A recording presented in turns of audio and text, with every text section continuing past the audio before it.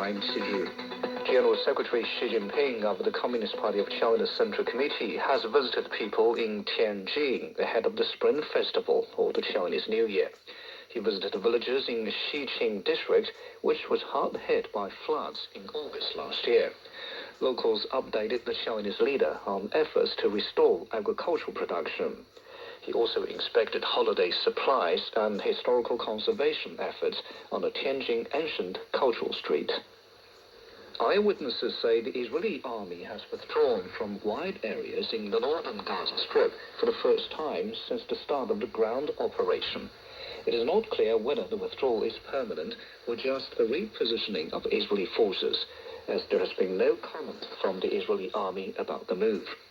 The withdrawal follows reports indicating progress in negotiations between Israel and Hamas, which may lead to a ceasefire and the release of Israeli hostages.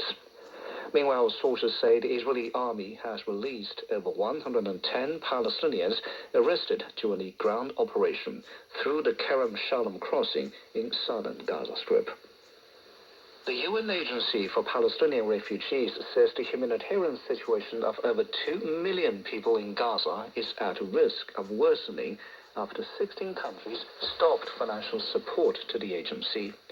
Officials of UNRWA also say the agency may be forced to shut down its operations by the end of this month if it does not receive funding soon.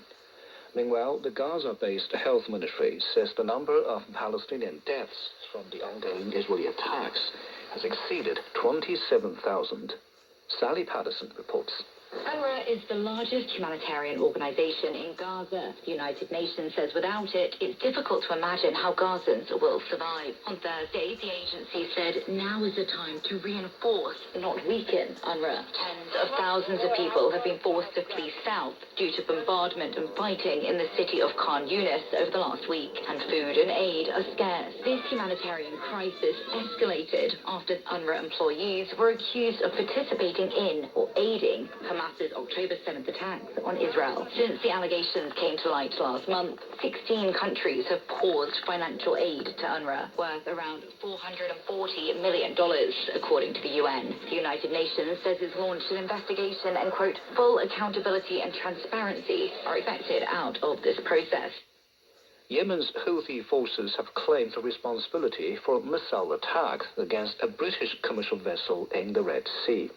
The Houthi military spokesperson said the commercial ship was heading to Israel. The spokesperson also said operations against Israel in the Red Sea will continue until the Jewish state stops its war on Gaza and lifts its siege on the Palestinian people. European Union leaders have unanimously agreed to provide an additional 50 billion euros in aid for Ukraine. The agreement comes after weeks of negotiations, overcoming Hungary's veto. Ukrainian President Volodymyr Zelensky has welcomed the decision, saying the aid will strengthen Ukraine's long-term economic and financial stability. Ross Cullen reports.